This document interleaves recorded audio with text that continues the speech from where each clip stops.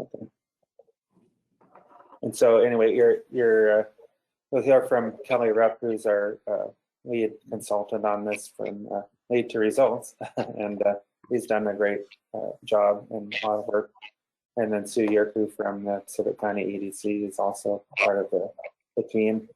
And just want to thank both of them. But we should probably just go around, and if you're able to introduce yourself, just so everyone knows who's on the call, just introduce yourself, name, and who you're with, and then we'll turn it over to Kelly and let him get started. Thanks for being here, everyone. Jerry, do you want to start? Yeah, this is Jerry Phillips, Mayor of Long Beach. David? Yeah, David Glasson, City Administrator of Long Beach. Rebecca, good morning. I'm having a few troubles. Can you hear me? We can. Anyway, good morning. I can hear you guys, but so far I'm not able to see you. But anyway, I'm here. I'm retired port manager, used to be part of this group, now a port commissioner, and would still like to follow along. So thanks for including me. Debbie, we'll skip over you because I know you have your video paused. But Debbie's here as a commissioner for the PUD number 2. Senator-elect Wilson. Welcome. Good morning, everybody. My name is Jeff Wilson. I'm your senator-elect for the 19th District. Good to see everybody this morning. Key, good morning. Good morning, everyone. This is Key, and I'm just more of a citizen in this capacity, representing North County and Willapa Valley, Raymond area. Nansen. Hi, Nansen Moline. I'm down here in Seaview, involved community member. Representative-elect McIntyre, good morning. Morning. Happy to be here. And Diana, the one that needs the internet the most up there in Oysterville. I think you're on mute.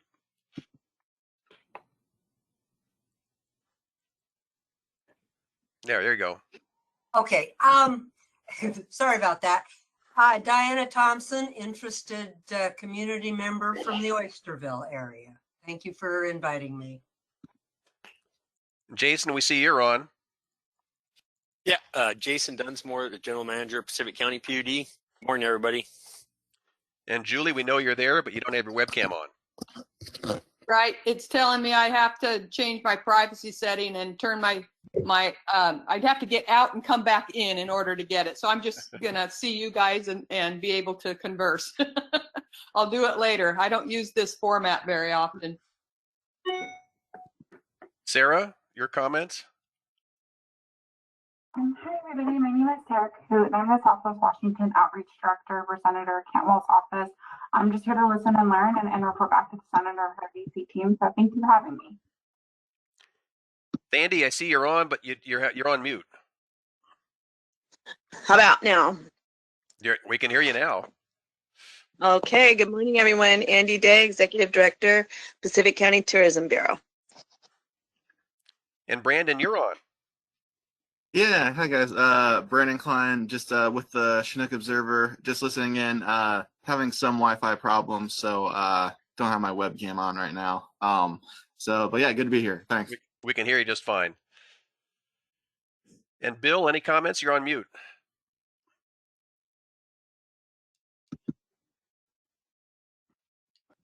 No, I'm good. I'm just here to listen to see how things are going. Very good.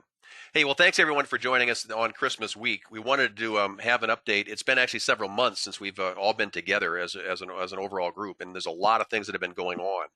I'm especially pleased that Jeff, you're here, and Joel, you're here, because this is I think one of the things you're going to see here is a very cohesive and very energized Pacific County group that spans the whole county.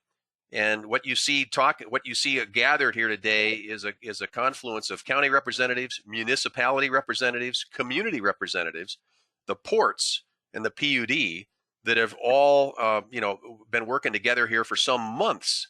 In fact, I should say some years, isn't it? in terms of actually moving ahead on it, and trying to get better broadband.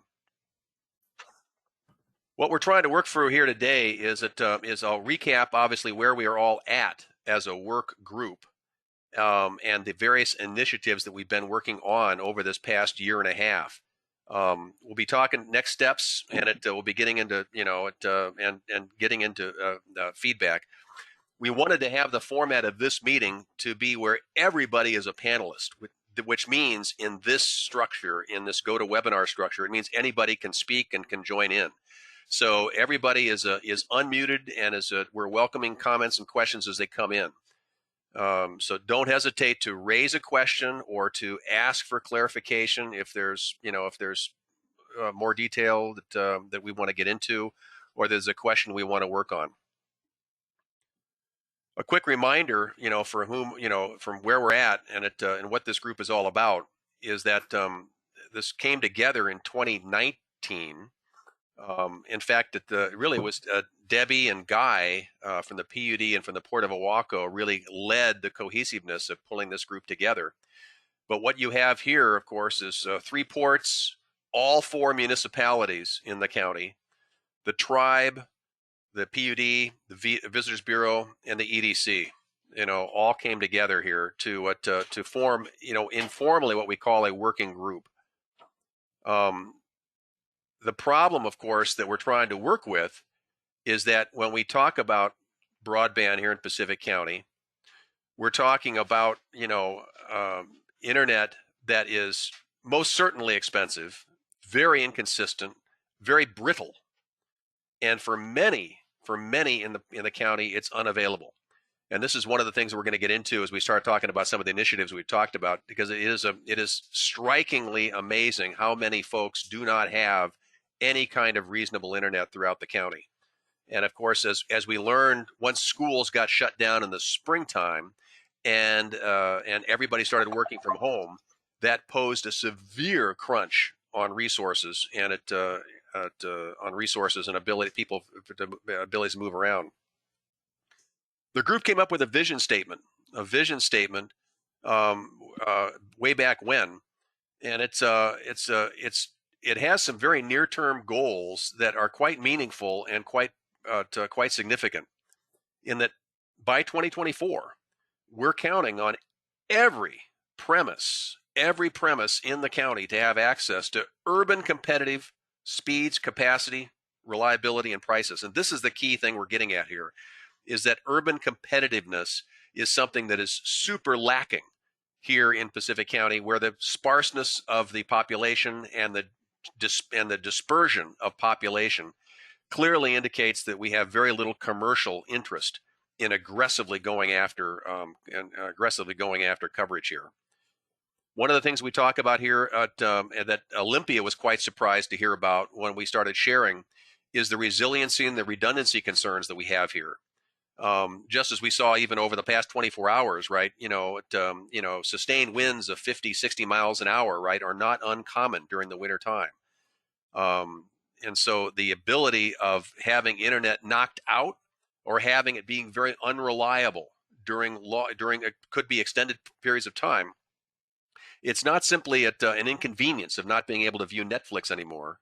It could be a really health crisis in that we cannot serve the medical applications cannot function effectively.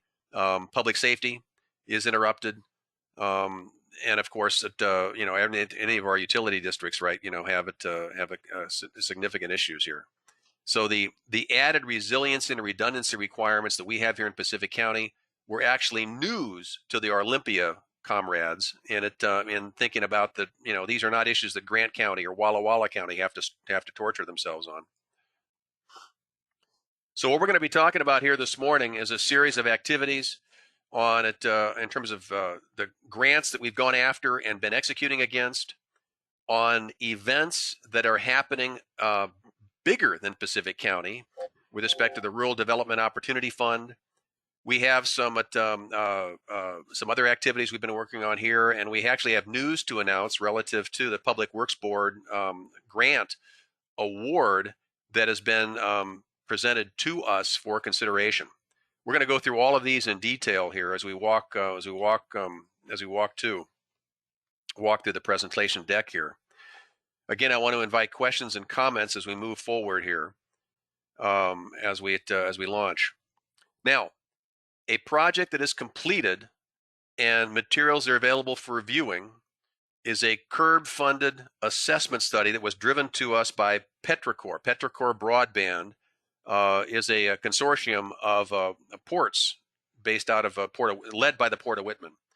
They led and mapping and planning function for us that confirmed, obviously, what we know as residents: limited competition and choice, very slow build out by commercial providers, a very brittle system architecture, no redundancy. Their conclusion was that $7 million would be valued in dark fiber investment. That is, just laying the cable, not lighting it, if you will, but allowing large providers, large telco providers, such as CenturyLink, to actually run their own systems in the dark fiber. The $7 million investment does reach all of the county, but it's not direct to premise. This is $7 million of dark fiber infrastructure that goes to distribution points that would allow all of the county residents to make those connections. But that last mile connection of that dark fiber to a home or to a business could be upwards of $1,500, in that range. The complete report is available online. If there's any problems in getting access to it or looking through the data, just holler to any of us and we can make that more available to you. Kelly, we have a question from Jeff Wilson about the availability of a map that shows coverage. And I responded that we do have that. I don't know if it's in your presentation today, but we can certainly send it. I can probably pull one up. I do have the slides. I do have a slide about that map. It is certainly in that in the Petricor assessment. And now, with respect to another little project that we completed just the last couple of weeks, was CURB requested a 60-second video snip for use in actually talking to you, Jeff, and to you, Joel. I think as amongst other legislatures, as the new legislators session takes on. You can see that it's accessible right here at this tinyurl.com Patco Broadband, and you'll see it. You'll see a number of us in it, talking about it, and it was a shout out to Sue and the videographer that you pulled together to make that thing happen. I have no idea how CURB is going to use it or how widespread it's going to be, but it certainly was presented and made it all happen. Now, the thing I want to talk at length about here is a program that just concluded at the federal level, and this is the Rural Development Opportunity Fund. This RDOF, as the acronym plays out, this is the FCC auction number 904. This FCC auction 904 is a reverse auction at which the low bid winner, not the low big winner, but the low bid winner gets money to serve the most unsupported census blocks across the country. And so we're going to look at some of the details here, but this is this program started in the summertime of this year. A number of players went through the cycle. The big winners here in Pacific County are Charter on the Peninsula, CenturyLink in Menlo Valley, and SpaceX for everywhere else. And I'll make a note that SpaceX was a huge winner across the state overall. Now, here's the big thing as we get into some of these maps. Winners of these FCC monies have 3 years to build out to 40% of the locations they won statewide across a state. So they don't have to build out to 40% of all the locations that they built out in all the census blocks, but it's all amalgamated at the state level. over the next in year 4 and year 5, they have to add another 20% of locations each year to what they've already achieved. Point being is that the way the rules are written, they don't have to build out just in Pacific County to get there to qualify for effective satisfaction. Now, in Pacific County, Spectrum won big in this particular block, which Diana Thompson, you'll be pleased to hear, is up in your place. There's about 100 homes up there in that Oysterville area, the very far north of the peninsula. So they have access to have the privilege of serving that area. In Willapa Valley, just from East Raymond on to the county border, CenturyLink took the service.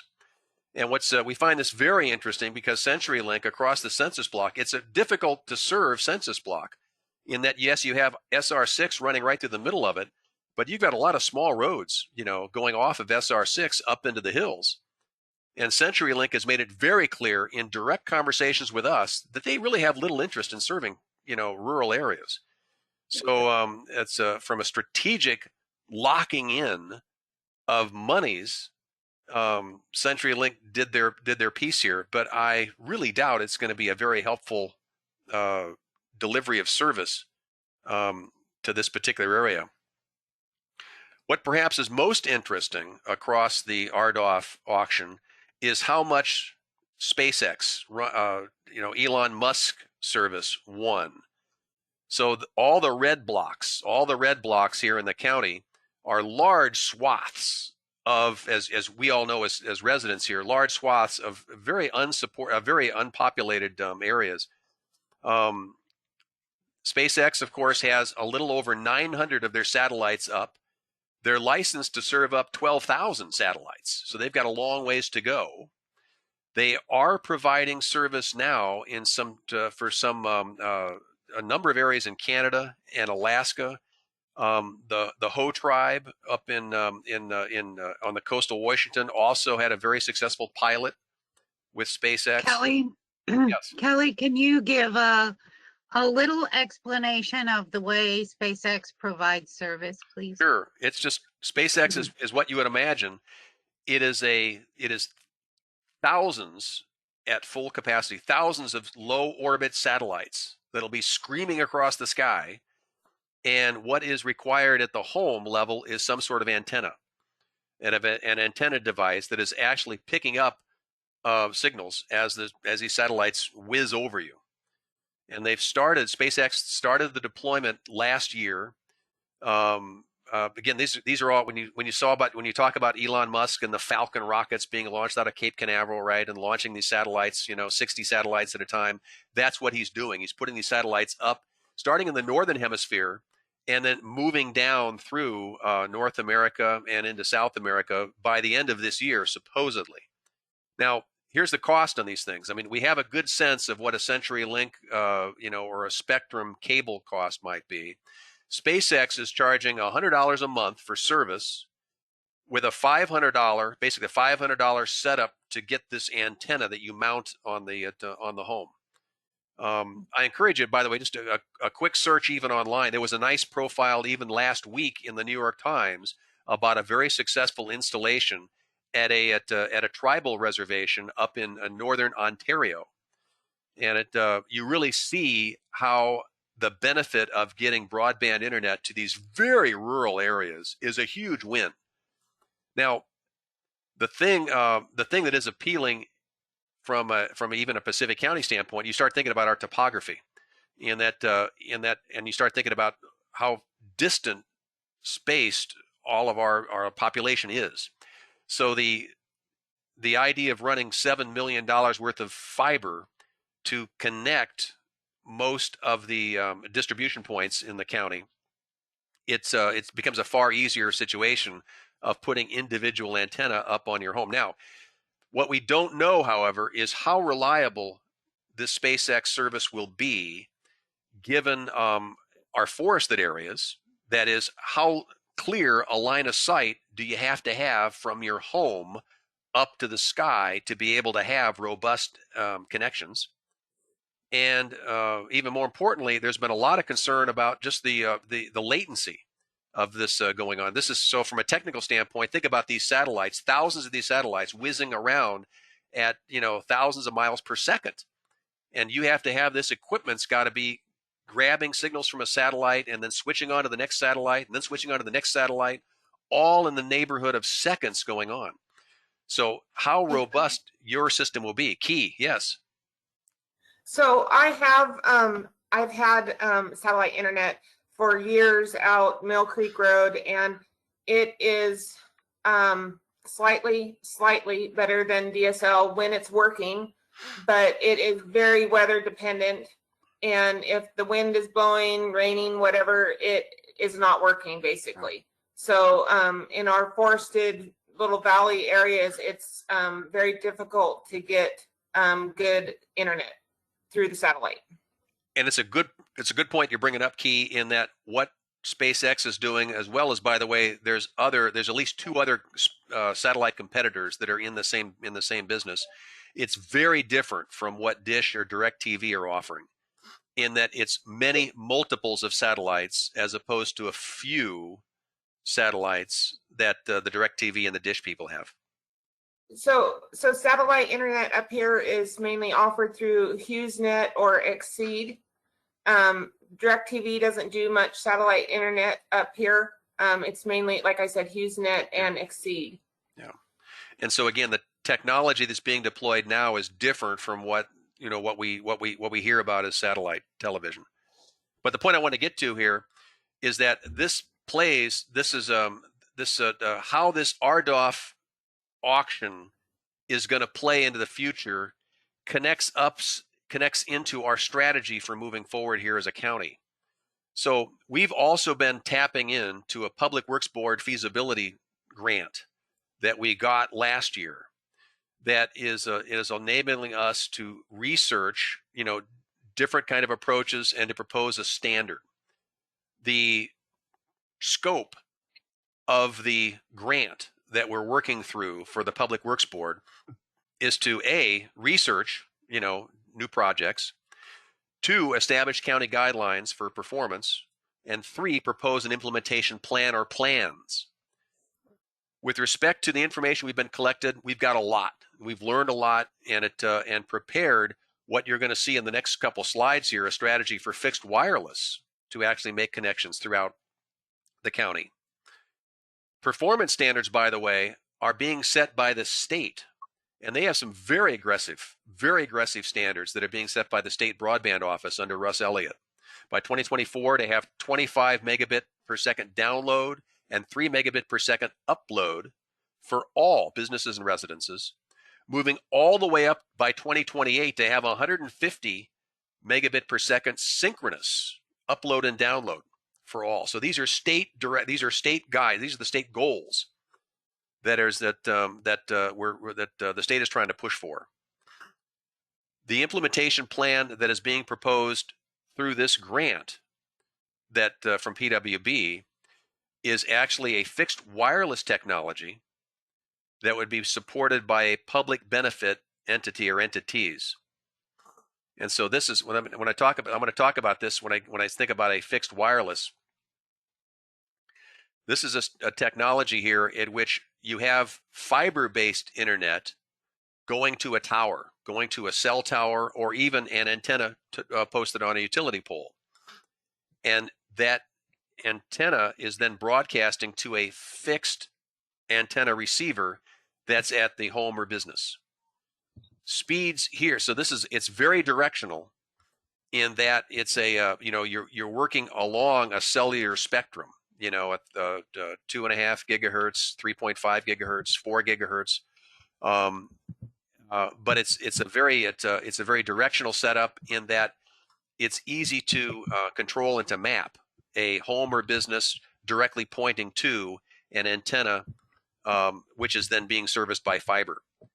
Speeds of fixed wireless you don't get gig speeds out of them, but you certainly can push 75, 80 megabit per second downloads is what the experience of this technology is. And it's relatively inexpensive. It's a matter of, it's a couple $100 for the home-based antenna, and it's about $30,000 to actually install the fixed frequency wireless antenna on the tower. Now, using this technology, we as a county pitched the Public Works Board as part of their 2020 construction cycle for broadband infrastructure. And this was a statewide program that attracted applications from across, all of the state, focusing on distressed regions, of which Pacific County is classified as a distressed region based upon our demographics and our income levels. Our ask was for $3.7 million to enable the PUD to build out fiber extensions and these fixed wireless antennas. Our opportunity was to service over 2,600, of the most unserved spaces throughout the county. In fact, by the way, we use the same maps as you just saw in the RDOF maps. So we use the same census blocks as the basis for where the antennas and the reception would be proposed. We have received a verbal format. We actually expect the formal offer to come today of $612,000 in grant funds and $2.7 million in loan funds. Okay, so it's a little bit shy of the $3.7 million, but it is a generous award. We were one of 7, by the way, one of 7 out of something like 30 some odd applications that were given monies from the Public Works Board. Overall, and Joel and Jeff, you'll note this, is that there were over $75 million of requests of the total ask that were collected from all the applicants for this particular cycle. I'll make a note that my understanding is that Governor Inslee's budget for PWB, Public Works funds, for broadband in the next legislature session is only $45 million. So at any rate, there's a lot of demand out there. And the award offer has been presented to us. Now, when I say next steps are TBD, this gets into some of the decision processes that the port and the PUD are going to have to be thinking through. Do they take on this amount of debt in addition to grant, complete the build out, but risk being undercut if SpaceX, CenturyLink, and Charter complete their RDOF funded build-outs? One of the issues, of course, we've always had in the state of Washington is that ports and PUDs cannot offer last mile service by state RCW. The inability of these public benefit entities, the PUD and the port, of being able to go directly to the home or the business truly limits the financial feasibility of being able to build out the infrastructure like this. But we have to depend upon an ISP to come atop this build out in order to complete that last mile service. So Kelly, just to make sure everybody's on board, can you just do 30 seconds on what last mile service is? Yeah, so on the last mile is just really talking about the, it's one thing for the PUD, which has built out thousands of miles of infrastructure into the county already. That goes to major distribution points, but getting that fiber, from the street or from the pole into your home is that so-called last mile. It's a euphemism. It's certainly not a mile of distance, but it's a euphemism talking about who's going to provide that retail connection and that retail service. Many of us will recall that it used to be that the PUDs and the ports could provide end user service, direct end user service. And because they weren't focused on the commercial profit motive of a private sector provider, they're able to provide very aggressively priced available internet. When the RCWs changed to disallow ports and PUDs from providing that end user retail service, And the RCWs are very explicit, by the way. Only in extreme cases can a port and a PUD provide that end user service. We have to rely upon an ISP, an individual, internet service provider, to tap in to buy, if you will, to buy that internet service from the PUD and resell it then to the end user. Okay. So I'm going to come back to some of the maps and some of the topics on this. But one of the other things I wanted to mention, and I see that Jamie's on board here with us here from the tribe. One of the other activities going on in the county is that the Shoalwater Bay Tribe, our federally recognized tribe here in Pacific County, has applied to the FCC for a special tribal priority waiver for 2.5 gigahertz rural spectrum. And it's an interesting tribal facility that the FCC's put in place. The Shoalwater Bay Tribe has applied for it. To my knowledge, Jamie, today we're still awaiting in the public comments area. Correct? We have no feedback from them as to whether we've been a thumbs up or thumbs down. Yes, that's correct. So our expectations, Miley, are low on this. We certainly do expect and certainly would hope that the FCC would approve this spectrum to be used for the Shoalwater Tribe, at least on their lands and at least on the trust lands that they own. What the tribe has done, which is a little out of the ordinary, is request to the FCC that they be able to support the entire county with this spectrum. So this is an interesting combination. I want to again emphasize the collaboration here.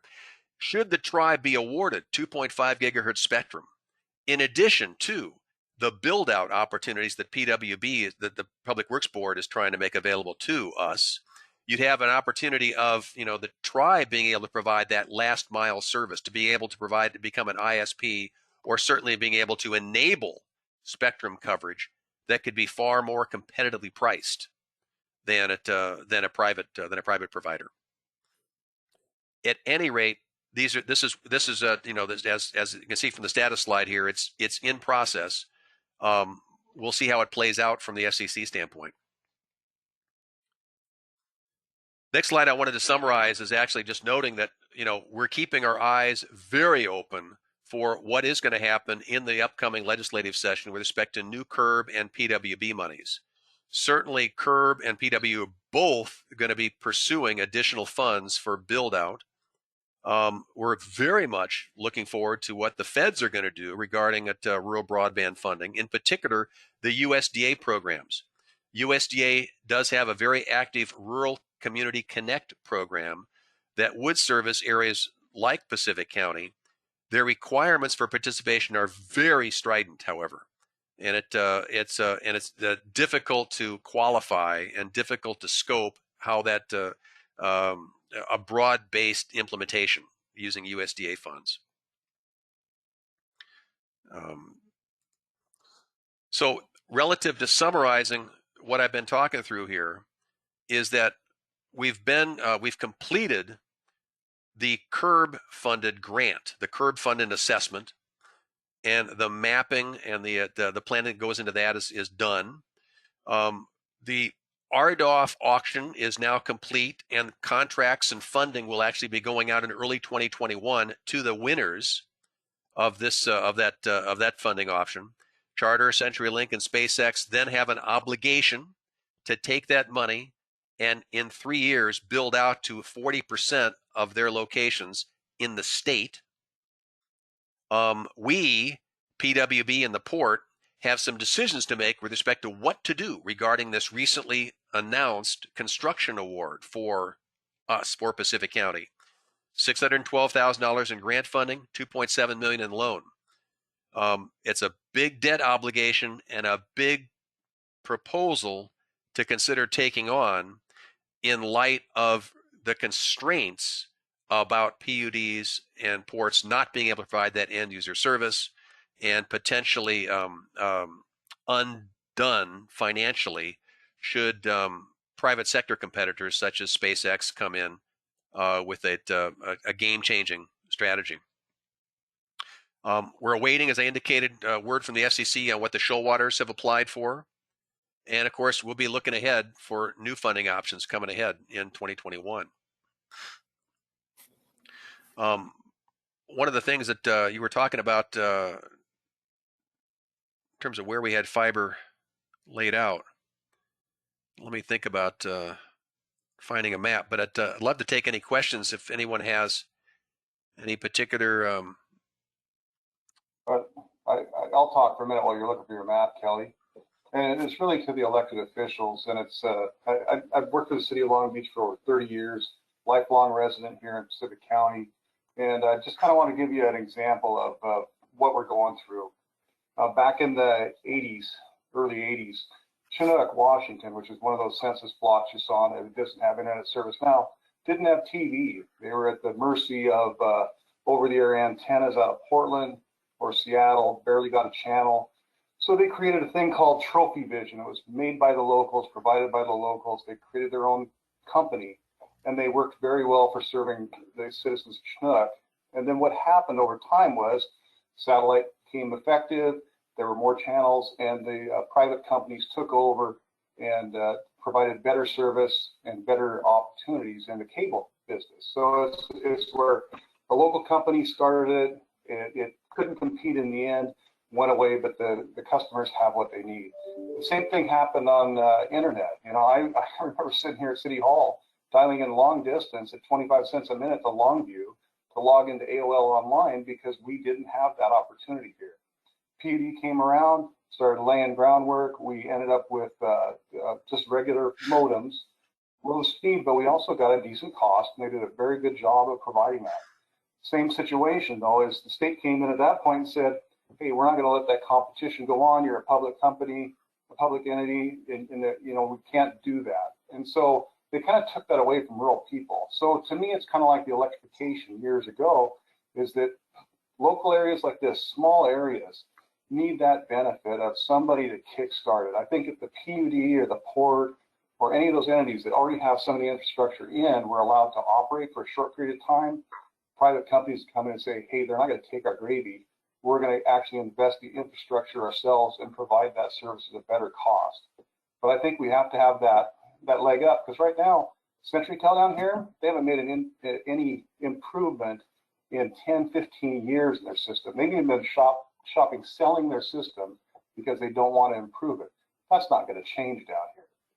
You know, so that's kind of where I'm at, is I think you really need to look at that state law that says you can't compete at a local level. Say, hey, look, you're in a county of 25,000 or less or 50,000 or less, and it hasn't been provided, you know, privately for X number of years, the local entity can do it.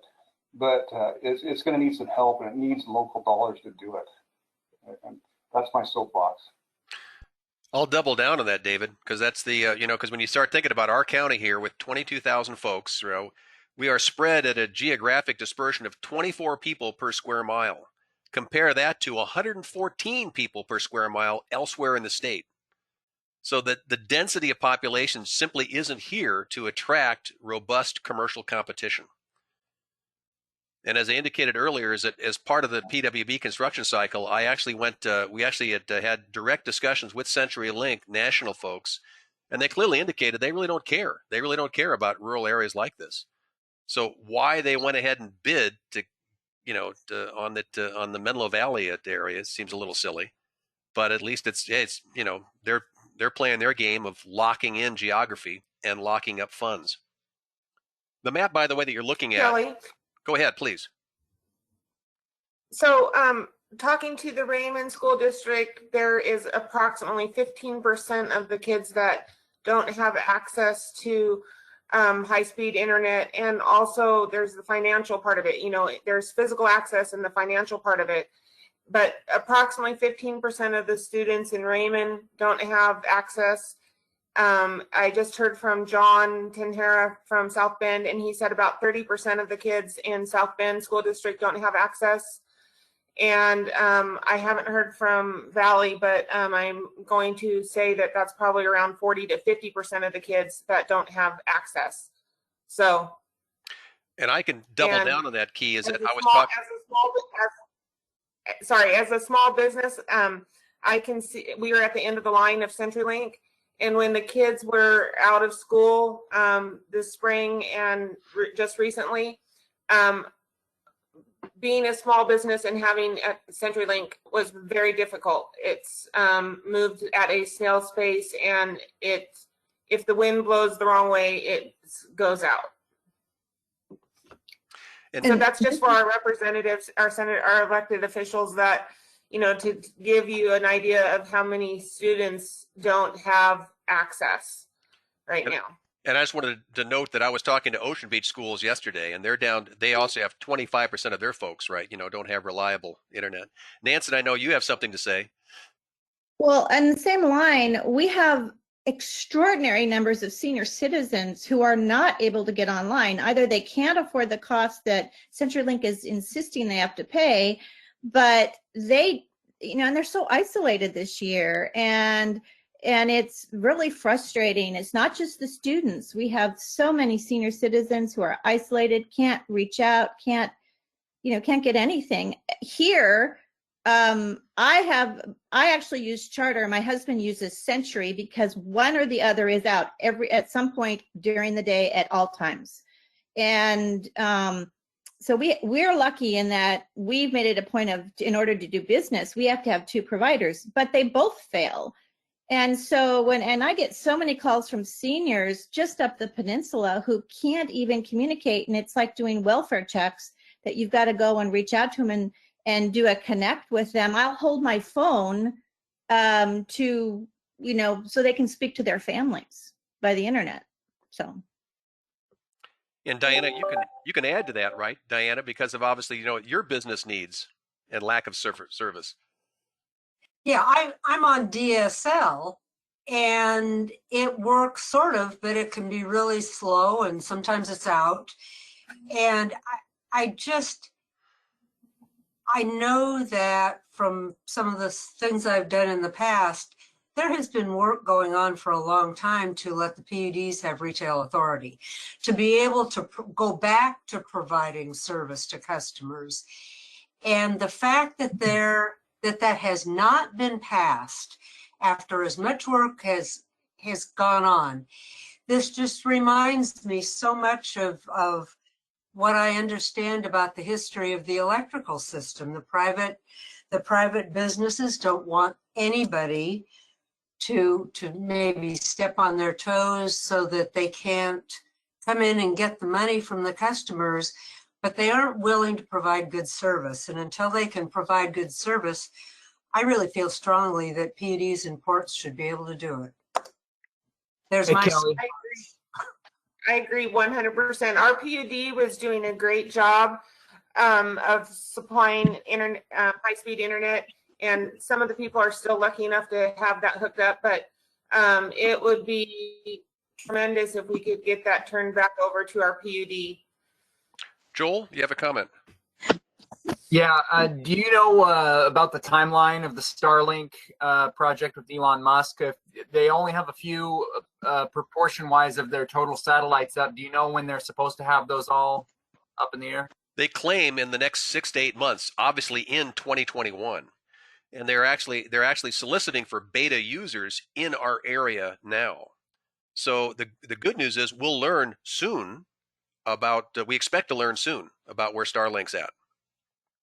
And thank you for answering that. My thinking is, with things that are so short on the horizon, that our opportunities and our options are going to change when that 6 to 8 months rolls around. That's different than 6 to 8 years. And so it's always been understood that it's not economically feasible to serve rural populations. There's not enough people, there's too much distance, and so it makes economic nonsense to do that. And that's been understood economically for quite some time. But also, the public isn't going to put forth serious funds if they know something, opportunities privately around the corner, like the other gentleman was saying, that you guys used to have trouble getting TV stations, and then satellite dish came out. You know, maybe the public wouldn't have put together, bundled together, and tried to get more TV stations had they known that dish was only 6 months away. And so I'm wondering, what will our conversation be when this option is out there? Will it change anything? See, Kelly, could I chime in with another perspective to that? Please. Yeah, so this is Andy with the Tourism Bureau. And another thing to consider on that, and you brought up the population correlation. However, what's significant about our county is that, 52 cents of every taxable dollar spent in this county is by a visitor. We're very highly dependent on a tourism economy, and that all requires internet.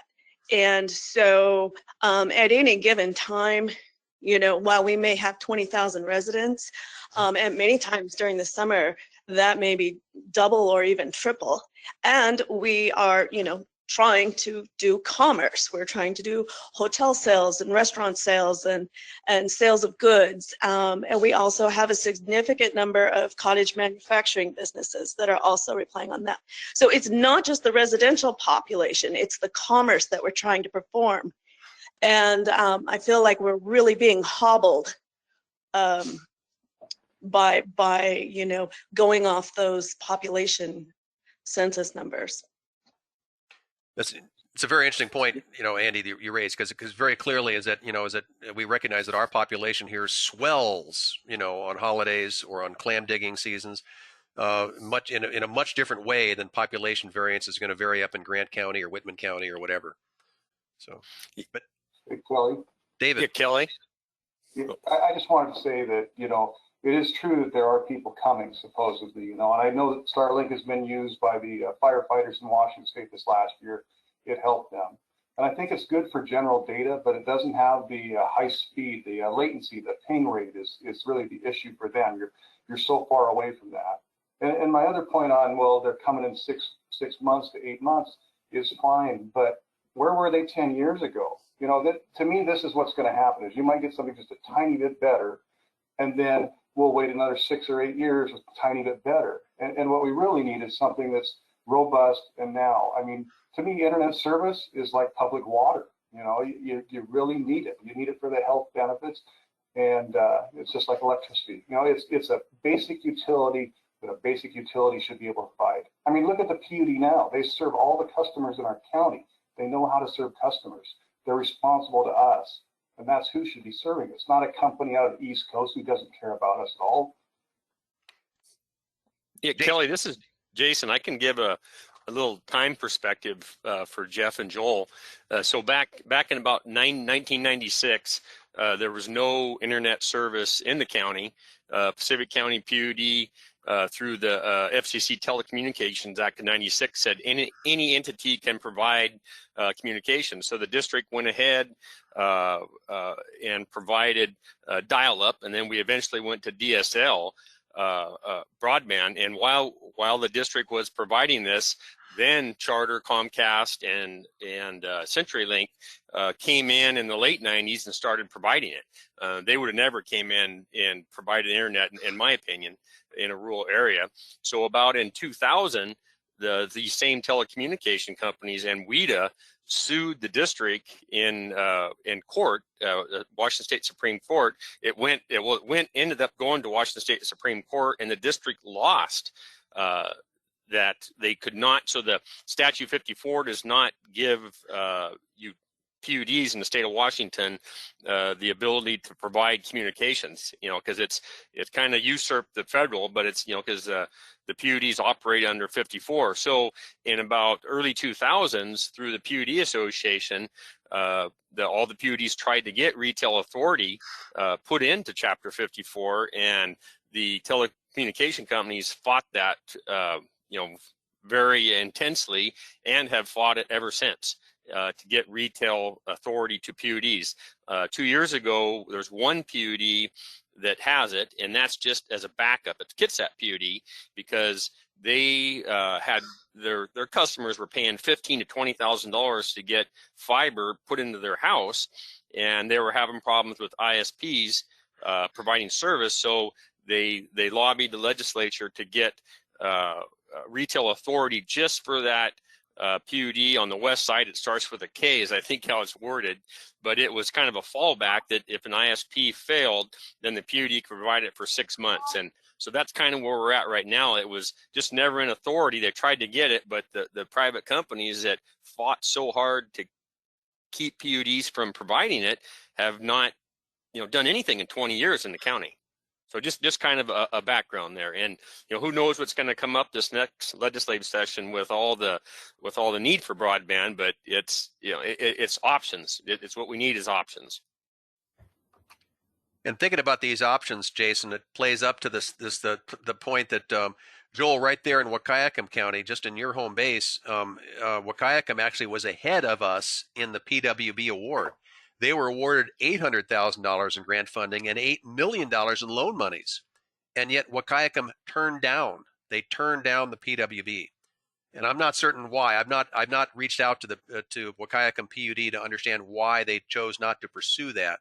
But I imagine it's a similar sort of discussion we're having here, is that the cost of building out that infrastructure and being unable to ensure that you'll get last mile coverage to the to residences and businesses, that uncertainty and the financial overhang of that great debt, I'm believing is just proving too much.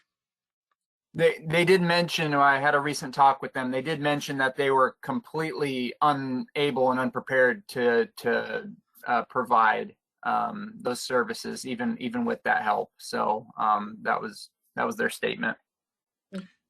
Kelly, I have a question for Jason. This is Key. So, hey, Jason, can you tell us a little bit about the pilot project that you've got working with South End School District for the Bay Center for, I think it's 20 residents, and how is that going? The PUD installed fiber down here in the last 2 years, installed fiber down in the Bay Center, distribution fiber, to get communications to our 2 water wells down there.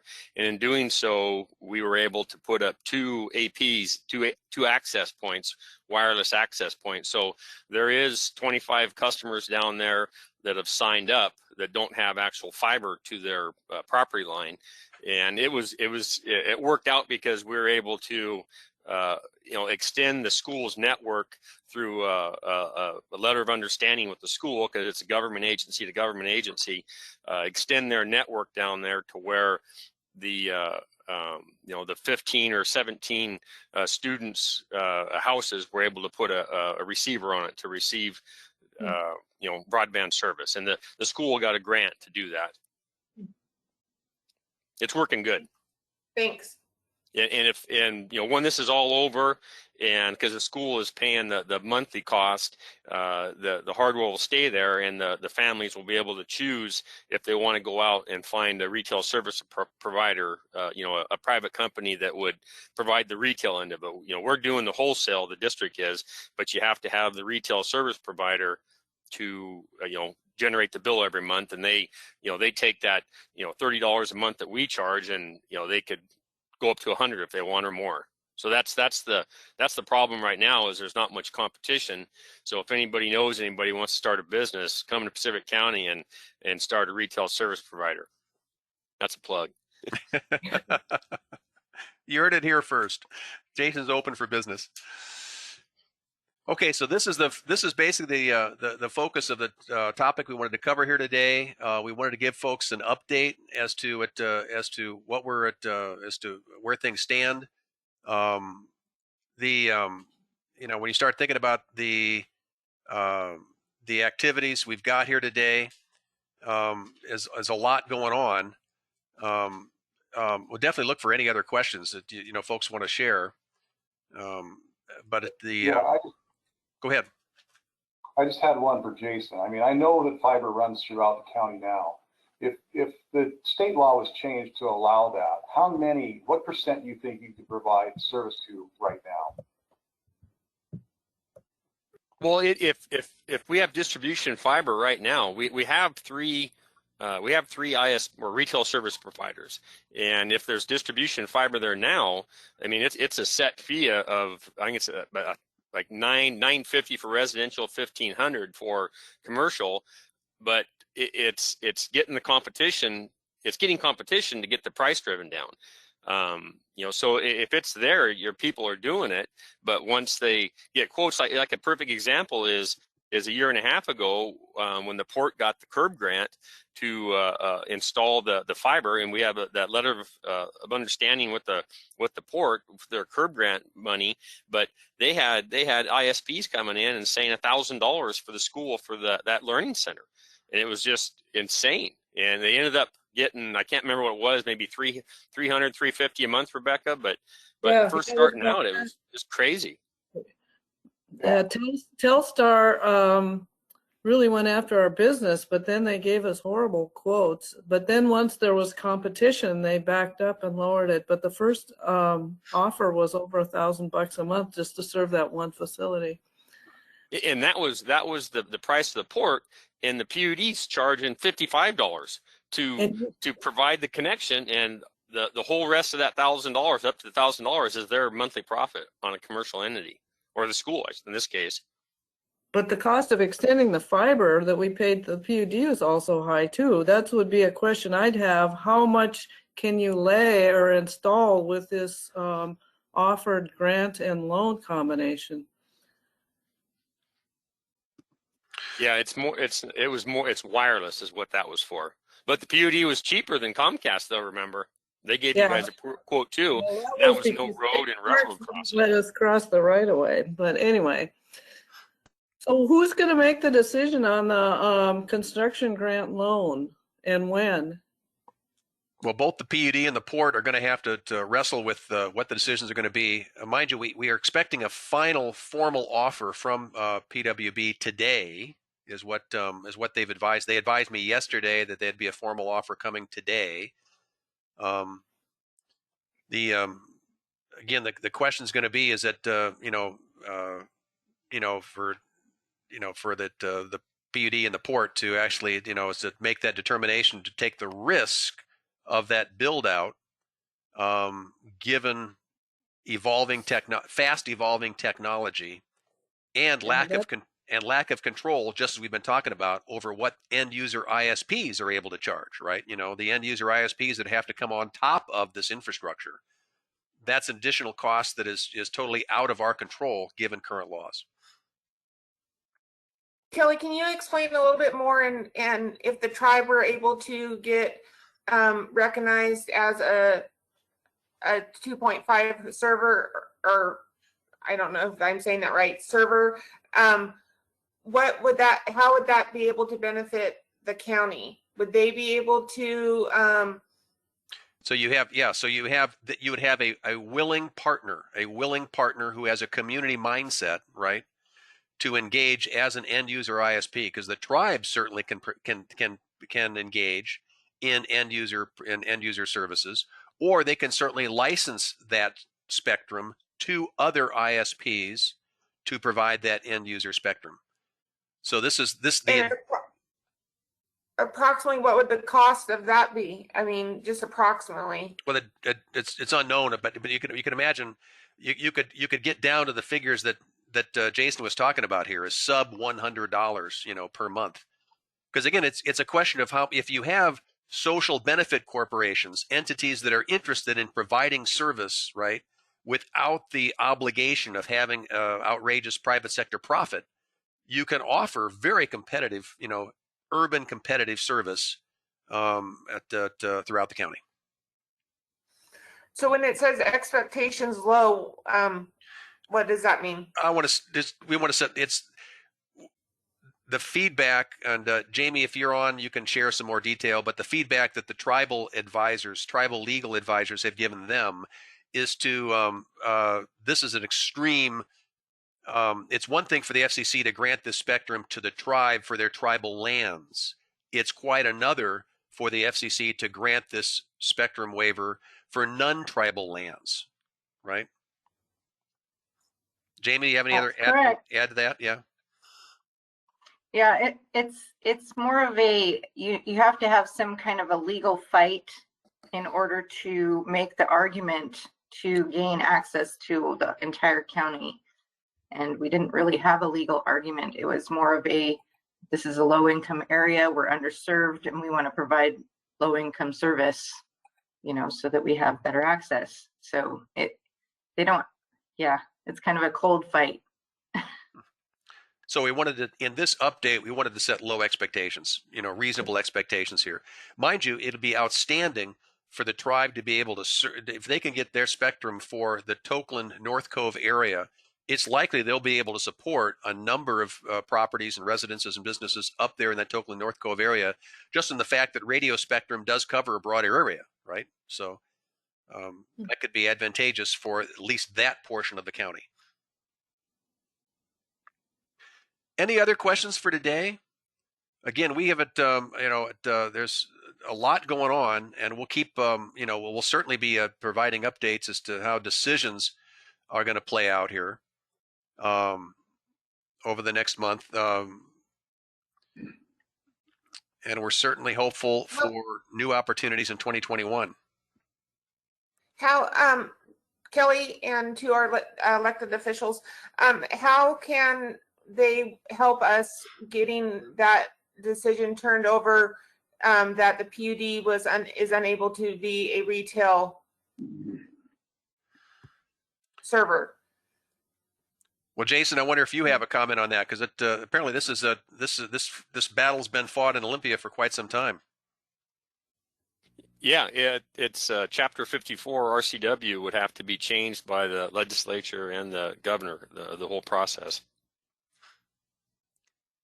And we have some strong lobbying on the other side, right, that would like to keep it the way it is. Yep, and a lot of money. Is there any opportunity, like David said, to propose an amendment with a population threshold, a low population threshold or something like that? I would think that'd make a lot of sense. So this is Nansen. I have a question. When we spoke with, I forget the guy from the USDA last year, or earlier this year. John Holden. He mentioned the whole issue about, it's not just, we're really underserved in that it's slow speeds and outages. And that is probably the biggest problem is here. We have such a bottleneck when we have all the tourists, when the kids are all home, which has been all year. You can't, I live next to Southwester. When they have guests there, they're all streaming, it comes through here. I can't even get a TV signal, let alone an internet signal through my cable. And, so why is it that we can't prove, Scott mentioned about the downtime, that when the speeds drop to an unusable level, that means we're not served. This goes back to Nansen, your comments really speak back to weaknesses in the FCC mapping processes that really are well known and acknowledged even by the FCC, in that they consider a census block covered if there is one instance, of 25.3 service, going on. The USDA threshold's even lower. It's 10.1. So if you've got an area that's being served by 10 megabits download, 1 megabit upload, and just one location inside of the census block, they said, hey, you're done, you're good, with no regard for what you're taking about simultaneous users, throughput, redundancy. I mean, this is Larry Cohen, as you know, from the hospital, right? Is that they have fiber to the hospital. They have cable as a backup.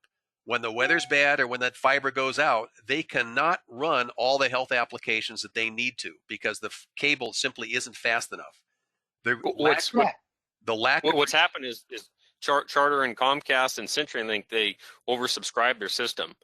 So at 2 a.m. It's fine, but when everybody's on it, there are just too many customers on their infrastructure, and they haven't upgraded. They haven't put AP points. They haven't used fiber to get it out there. And Jeff and Joel, I think the really important thing to think about is, our hospital is a rural hospital too, and I happen to be on that foundation board as well. And we don't have cardiologists. Our cardiology is telemedicine.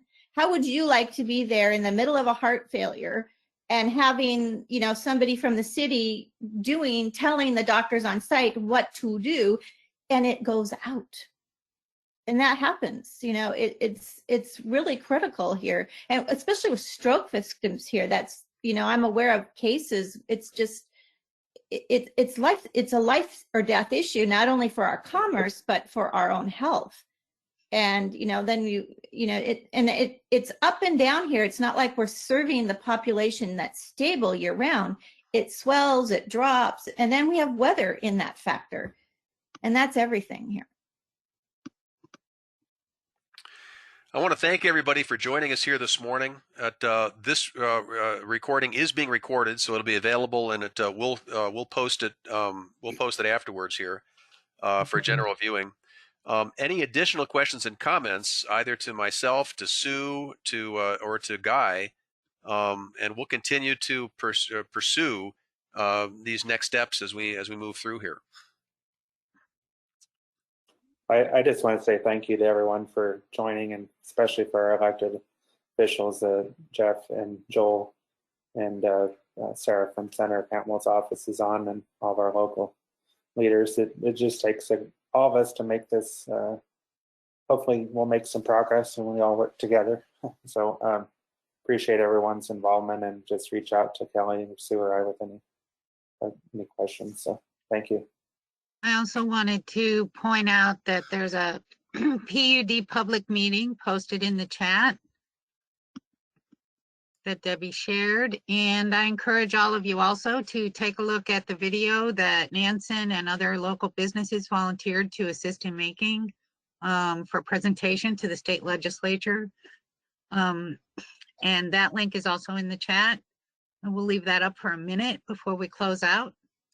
Thank you, Guy. Thank you, Kelly. Thanks, everyone. Happy Christmas. Thanks. Happy holidays. Yeah. Merry Christmas, everyone. Merry Christmas, everybody. Take care. Merry Christmas. Thank you. Holidays. Thanks for all your work on this.